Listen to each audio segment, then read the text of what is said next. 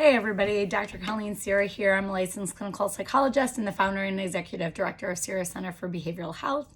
Hi, happy Tuesday. I was supposed to come on yesterday and it just didn't happen. So here I am today. I wanted to piggyback off a post that we put up yesterday afternoon that talked about COVID and racial inequality, police brutality, etc. And it was a powerful post on basically what boils down to empathy. And I wanted to come and talk about that for a second. But I think what will be more powerful than me talking about it is us doing a little exercise together. So if you're listening, it's only going to take a couple minutes. Just close your eyes and listen and try to really kind of feel and hear what I'm saying, okay? So close your eyes and think about what it would be like to find out that a loved one who's at risk in terms of COVID. So somebody who's older, somebody who has serious medical underlying conditions, somebody who's immunocompromised, that one of your loved ones is sick and they're not doing well with COVID, and they ultimately wind up dying because of COVID. Can you picture that? Who in your life?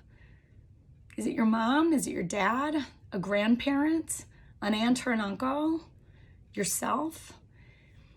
Picture, hold that in your mind's eye. Now, if that was your experience, that a loved one had died of COVID, what would it be like if you heard people call it a hoax? What would it be like to see people argue about wearing a mask, which the only reason we wear masks is to protect other people? They're not to protect us, it's to protect others. So what would it be like if people were refusing to wear masks and therefore refusing to protect other people? What would it be like for all the folks who are arguing and constantly getting angry about things not reopening? People who don't take it seriously.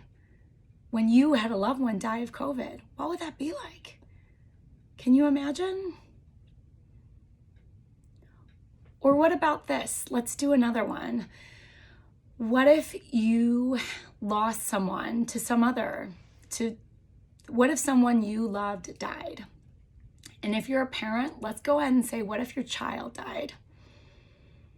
And they didn't just die, they were murdered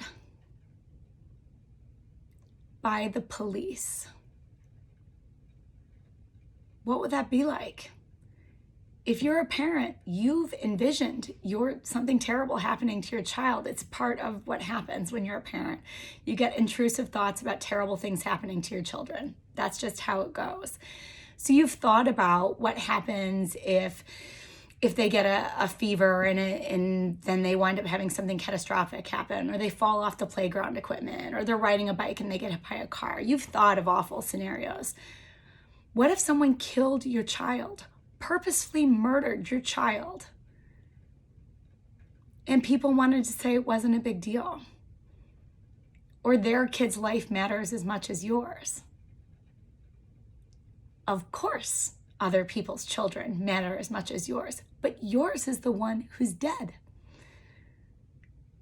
Can you imagine what that would be like to hear people defending police if a police officer just murdered your baby? Are you feeling something right now? I hope you are. That's empathy. And empathy is not a cure-all. Empathy doesn't get rid of COVID. It certainly doesn't get rid of racism or police brutality or any of the awful things that we've been experiencing in 2020 and for so long, for the history since the day America's been born. Empathy doesn't erase any of those things, but it's absolutely a place to start. So anytime you notice yourself going to make a judgy statement, definitive black and white statement, people can't tell me to wear masks, all lives matter, there are good cops. Like, anytime you catch yourself going to make a definitive judgmental statement, please just stop for a minute and ask a question instead. How would I feel if that happened to me? It's that simple. And just sit with that. And it's going to make you uncomfortable and it might make you sad. Just saying that to you guys, I am choked up. Thinking about how I would feel, what I would want to do if a loved one died of COVID and people were making light of it. If someone killed one of my children and people were defending their murderer. It should make you uncomfortable and it should make you think before you put something hateful and judgmental into the world. Empathy is a good place to start. Something to think about.